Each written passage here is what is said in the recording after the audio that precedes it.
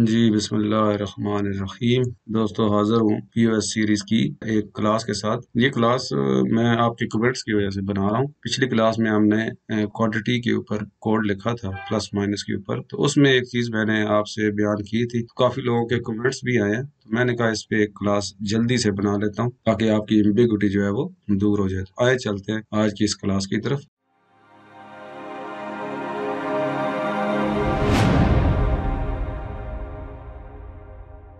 तो दोस्तों यहाँ पे पिछली क्लास में हमने परचेज फॉर्म के अंदर जो क्वांटिटी के माइनस और प्लस इन दोनों बटन्स पे कोड लिखा था। उस कोड में हमने ये किया था कि क्वांटिटी के जो टेक्स्ट बॉक्स है इसको हमने लॉक कर दिया था। इसमें हम टाइप नहीं कर सकते थे, सिर्फ क्वांटिटी मैनेज होती थी प्लस और माइनस के बटन के ऊपर। तो दोस्तों काफ़ी लोगों के कमेंट्स आए हैं, काफ़ी दोस्त जो फॉलो करते हैं इसको, और बात उनकी भी सही है और मुझे भी थोड़ा सा इसमें था। लेकिन मेरा जो पहले मैंने पीओएस बनाया था उसमें सिनेरियो ये था कि उसमें ज़्यादा हम फोकस करते थे बार कोड स्कैनिंग के ऊपर, कि बार कोड स्कैनर था और उसमें वन बाई वन जो है वो प्रोडक्ट्स हैं वो स्कैन होती थी, और जो भी परचेज करते थे वो साथ साथ स्कैन होके तो वो डाटाबेस के अंदर चली जाती थी। तो हमें ज़्यादातर इस क्वांटिटी को अमेंड करने का यहाँ पे ज़रूरत नहीं होती थी। लेकिन यहाँ पे क्योंकि हम आप सब लोगों के लिए एक चीज़ एक जेनेरिक टाइप बना रहे हैं, तो काफ़ी लोगों ने कमेंट किया कि क्वांटिटी के अंदर हम कोशिश करेंगे कि प्राइस क्वांटिटी हम खुद टाइप कर सकें। तो यहाँ पे आप देखें ना, बात सबकी ठीक है, मेरे जहन में भी था, लेकिन मैं वो पुराने एक पीओएस की वजह से आपको उसी का एक ले के साथ साथ चल रहा था। तो आज हम इस पे इंशाल्लाह कोड लिखे थे। यहाँ पे इसलिए हम कोड लिखेंगे कि फर्ज किया यहाँ पे क्वांटिटी वो परचेजर जो है, हम लोग परचेज करते हैं 50 क्वांटिटी या 100 क्वांटिटी हम परचेज करते हैं, तो यहाँ पे क्वांटिटी जो आएगी वो 1 ही आएगी। पहले मैं इसको रन करके आपको दिखाता हूँ। अब यहाँ पे नई प्रोडक्ट हम ऐड करेंगे, तो यहाँ पे इसको मैं डिलीट करता हूँ, या नई भी फीड कर लें तब भी कोई बात नहीं। इसको मैं एक नई क्वांटिटी इसमें डालता हूँ प्रोडक्ट। अब फर्ज किया यहाँ पे हमने 100 क्वांटिटी में ये इंपीरियल लेदर परचेज किया है, तो यहाँ पे टाइप करने का हमारे पास ऑप्शन मौजूद नहीं है, तो हमें 50 दफ़ा प्लस जो है वो क्लिक करना पड़ेगा। तो उसमें काफ़ी टाइम लग जाता है, या अगर हम 100 क्वांटिटी प्रेस करते हैं तो हम जो है वो यहाँ पे प्रेस करते चले जाएंगे और काफ़ी टाइम लगाएंगे। तो ये बात वाकई ठीक है, इस पे हमें कोड लिखना चाहिए। मैंने जो बनाया था पीओएस उसमें ये था कि हम स्कैन बार कोड करते थे, और बार कोड स्कैनिंग में ये था कि अगर आपने 100 प्रेस किए हैं तो हम 100 की 100 जो है बार कोड के आगे से गुजारते थे। उससे ये होता था कि ये बार कोड हमारा जो है वो वेरीफाई हो जाता था। जब सेल करते हैं तो हर एक प्रोडक्ट के ऊपर जो बार कोड है वो हमें पता चल जाता था कि ये वाकई वर्क करेगा या नहीं, क्योंकि सेल के वक्त अगर बार कोड वर्क नहीं करता तो उसमें आपको परेशानी हो सकती है, फिर मैनुअल आपको सिलेक्ट करना पड़ सकता है। तो हम ये करते थे कि क्योंकि वो रैक्स में लगानी होती थी, रैक्स में लगाने के लिए खोलनी जरूर पड़ती थी, तो हम एक दफ़ा उसको बार कोड से गुजार लेते। तो इसलिए हमें यहाँ पे क्वांटिटी लिखने की जरूरत महसूस नहीं होती थी, इसलिए मैंने भी आपको यही बताया कि इसको हमने लॉक किया हुआ है। लेकिन अब आपका सिनेरियो ये है कि ज़्यादातर लोग जो है वो बार कोड के बगैर भी ये चीज़ चलाना चाहेंगे। तो बात ये भी सही है कि अगर आप यहाँ पे 100 चीज़ें खरीदते हैं तो आपको 100 दफ़ा प्लस जो है वो प्रेस करना पड़ेगा। तो आज हम इंशाल्लाह, मैंने जल्दी में ये क्लास इसलिए बनाई है, आज ही मैं बना रहा हूँ। आज ही मेरी कल मैंने वीडियो अपलोड की थी और लोगों के कमेंट्स 2-3 के आए हैं, और मुझे भी महसूस हुआ कि इस पे क्लास बनानी चाहिए। तो इस क्वांटिटी को सबसे पहले आपने क्या करना है, यहाँ पे डिज़ाइन में जाना है, क्वांटिटी पे आपने क्लिक करना है और इसको आपने अनेबल कर देना है, क्योंकि हम इसमें टाइप करेंगे। लॉक्ड को आपने नो कर देना है, अनेबल्ड को आपने यस कर देना है। ये अनेबल हो चुकी है। अब हम इसमें जितना हम चाहें यहाँ पे टाइप कर सकते हैं। अब यहाँ पे हमें चेक लगाने पड़ेंगे। तो चेक लगाने के लिए आपके पास दो किस्म के ऑप्शन है। यहाँ पे आप दो तरीके से चेक लगा सकते हैं। नंबर वन, आप टेबल के अंदर चेक लगा सकते हैं, इसकी क्वांटिटी जो है वो ग्रेटर देन जीरो ही रहे हमेशा, ग्रेटर देन वन ही रहे, greater than zero, sorry, greater than zero रहे। वन क्वांटिटी हो सकती है, टू हो सकती है, थ्री हो सकती है, जीरो नहीं हो सकती है, और जीरो से कम नहीं हो सकती।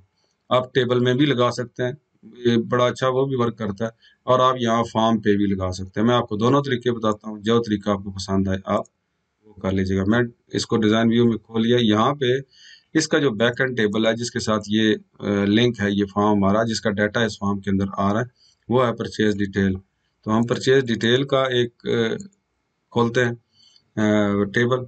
टेबल में जहाँ पे देखें क्वांटिटी है, क्वांटिटी को मैं सिलेक्ट करता हूँ, और यहाँ पे वैलिडेशन रूल हम लगा सकते हैं। वैलिडेशन रूल आपने वो लगाना है जो आप चाहते हैं कि ये हो। यहाँ पे आपने ये करना है कि ये जो फील्ड है ये किस तरह का हो, यानी कि इसमें मैं लिखूं ग्रेटर देन 0, यानी कि इसमें हमेशा वो वैल्यू आए जो ग्रेटर देन 0 है। अब यहाँ पे आप जो है वो ग्रेटर देन 0 जो है वो आपने लिखना है ट्रू, ट्रू फॉर्म में, यानी कि ये ग्रेटर देन 0 ही रहे।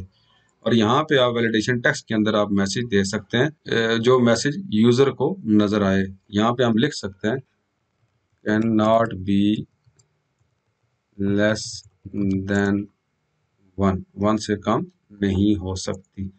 तो यहाँ पे आप उसको मैसेज दे सकते हैं। अब यहाँ पे आपने लिख लिया, लेकिन इसमें ये होगा कि ये आपके एग्जिस्टिंग डाटा को वैलिडेट करेगा। अगर आपके पास बहुत सारा डाटा मौजूद है और क्वांटिटी उसमें 0 लिखी हुई है तो ये आपको ये लगाने नहीं देगा। तो उससे पहले कोशिश करें कि क्वांटिटी आपकी इस रूल को मीट करती हो। पूरे टेबल के अंदर जो डाटा है आपका वो होना चाहिए। अब देखिए मैं यहाँ पे इसको सेव करूंगा, मैंने सेव किया। अब ये मुझे कह रहा है data integrity rules have been change, existing data may not be valid for the new rules. Existing data जो आपका इस न्यू रूल के मुताबिक वैलिड नहीं होगा। You want the existing data to be tested with the new rules. अगर आप चाहते हैं कि मैं उसको टेस्ट करूं कि ये ऑलरेडी क्वांटिटी कहीं 0 तो नहीं है, तो आप यस कर सकते हैं, आप एग्जिस्टिंग डाटा को टेस्ट कर सकते हैं। अगर आप यस प्रेस करते हैं तो आपके डेटा को टेस्ट करेगा। अगर कहीं पे क्वांटिटी इसको 0 नजर आई तो वो रूल ये अप्लाई नहीं करेगा। अगर आप नो करते हैं तो ऑलरेडी जो डाटा आपका फीड है वो इसी तरह रहेगा। नए तरीके से नए चीजों के लिए ये रूल काबिल अमल होगा। मैं यस कर देता हूँ क्योंकि मेरे पास इतना डाटा यहाँ पे है नहीं। उसने कहा जी एक रिवर्ट कर देंगे, यस वो हम प्रेस कर लेते हैं, कोई मसला नहीं है। परचेज डिटेल का हम डाटा देखते हैं तो यहाँ पे देखें क्वांटिटी 0 है कहीं ना कहीं, तो वो हम उसको डिलीट कर देते हैं। यहाँ ये मैं रिकॉर्ड ही डिलीट कर देता हूँ, इसको मैंने क्लोज कर दिया। अब आप यहाँ पे इसको रन करें। अब यहाँ पे आपने मैंने फर्क एक डाटा डाला, ये देखिए 1, ये जो है ये आगे जा रहा है। माइनस में हम जब जाएंगे तो ये माइनस में क्वांटिटी, बल्कि ये तो वो कोड चल रहा है जो हमने माइनस के अंदर लिखा है। हम यहाँ पे कोड वो चलाएंगे यहाँ पे टाइप करने वाला। अगर मैं यहाँ पे टाइप करता हूँ 0, अब ये मेरा टेबल वाला जो है वो कोड चलेगा, क्योंकि अब मैंने माइनस और प्लस के बटन्स को क्लिक नहीं किया। अब मैं इसको टैब प्रेस करता हूँ आगे जाने के लिए। देखें यहाँ पे उसने ये टेबल वाला जो हमने मैसेज लिखा था ये वो वाला आया, quantity can not be less than 1। आप ओके करेंगे तो इसके अंदर ही वो रहेगा, यहीं पे रहेगा। और इसको आप जब तक 1 नहीं करेंगे ये आपको आगे जाने नहीं देगा। और ये इसको जब तक आप क्वांटिटी, अब मैं इसको 2 कर देता हूँ, अब ये चला जाएगा। इस तरीके से आप इसके ऊपर लगा सकते हैं। अब यहाँ पे आपके लिए एक फ्री हैंड है कि आप क्वांटिटी 100 लिखना चाहें तो आप 100 भी लिख सकते हैं। यहाँ से आप परचेज प्राइस उसकी 220 लिखें और ये देखें 22,000 जो है वो इसने 100 के साथ मल्टीप्लाई करके दे दिया। अब आप इसमें क्वांटिटी जितनी आप मर्जी चाहें वो आप लिख सकते हैं। एक तरीका ये है टेबल के अंदर आप ये रूल लगा लें। दूसरा तरीका ये है कि हम यहाँ पे जो फॉर्म के अंदर अगर हम लगाना चाहें, आपको दोनों तरीके पता होना चाहिए, क्योंकि किसी ना किसी जगह पे आपको ये चीज़ लगानी पड़ सकती है। हो सकता है टेबल में आप अमेंड ना करना चाहें, आपके पास डाटा ज़्यादा हो, आप फॉर्म के अंदर लगाना चाहें तो फिर आप किस तरीके से लगाएंगे। मैं परचेज डिटेल टेबल को डिज़ाइन व्यू में खोलता हूँ, क्वांटिटी में जाता हूँ और यहाँ से मैं ये दोनों रूल मिटा देता हूँ। अब हम टेबल में नहीं लगाएंगे, अब हम फॉर्म के अंदर लगाएंगे। इसको मैंने क्लोज कर दिया। अब अगर आप यहाँ पे चलाते हैं तो अब आप अगर यहाँ पे 0 टाइप करते हैं तो वो आपको टाइप करने देगा, क्योंकि टेबल के अंदर से रूल खत्म हो चुका है। लेकिन जो हमने प्लस माइनस के बटन के ऊपर कोड लिखा था वो अब अगर मैं माइनस के बटन के थ्रू 0 करने लगूंगा तो ये मुझे मैसेज देगा, क्योंकि ये फॉर्म लेवल के ऊपर लगा हुआ है। तो अभी हम इस पे टाइपिंग के ऊपर भी फॉर्म लेवल का लगाते हैं। मैं डिज़ाइन व्यू में जाता हूँ और यहाँ पे मैं क्वांटिटी ऑलरेडी हमारी अनेबल है। तो क्वांटिटी के ऊपर अगर आपने किसी भी, हमेशा याद रखें, टेक्स्ट बॉक्स को चेक करना है, उसकी वैल्यू चेक करनी है कि डाटा सेव होने से पहले, अपडेट होने से पहले हमारा वो रूल चेक हो, तो आपने उसको बिफोर अपडेट के ऊपर लगाना है। बिफोर अपडेट में एक बड़ा अच्छा ऑप्शन मौजूद है, उसको हम कैटर करेंगे और वो हमारे लिए ज़रूरी है। अब कैसे है, फर्ज किया मैं बिफोर अपडेट के ऊपर लिखता हूँ। अब यहाँ पे अगर मैंने इस फील्ड की वैल्यू चेक करनी है, किसी भी फील्ड की वैल्यू चेक करनी है, अब ये पहले रूल हमेशा याद रखें, किसी भी फील्ड की आपने वैल्यू चेक करनी है कि ग्रेटर देन इतने हो, ग्रेटर देन 0 हो, लेस देन 0 हो, उसके लिए आप बिफोर अपडेट के ऊपर कोड लिखेंगे। बिफोर अपडेट में मैं जाता हूँ, कोड खोलता हूँ, कोड बिल्डर में जाता हूँ, ओके करता हूँ और यहाँ पे मेरे पास बिफोर अपडेट का इवेंट आ जाता है। इसमें आपके पास एक कैंसल इज एज इंटीजर मौजूद है, ये बड़े काम की प्रॉपर्टी है। आप यहाँ पे पहले तो हम कोड लिखते हैं। कोड में क्या लिखेंगे हम? सिंपल हम इफ कंडीशन लगाएंगे, if me dot quantity is less than 1, then अगर क्वांटिटी जो है वो लेस देन 1, देन दूसरा लिख दिए quantity, if me dot quantity less than 1, then message box quantity cannot be less than 1 और यहाँ पे हम एंड इफ कर देते हैं। सिंपल, कोई वो नहीं लगाते। अभी मैंने कैंसिल को नहीं छेड़ा, अभी आप देखिएगा यहाँ पे मसला क्या आता है। मैं इसको डिबग करता हूँ और क्लोज कर देता हूँ और यहाँ पे हम जाते हैं।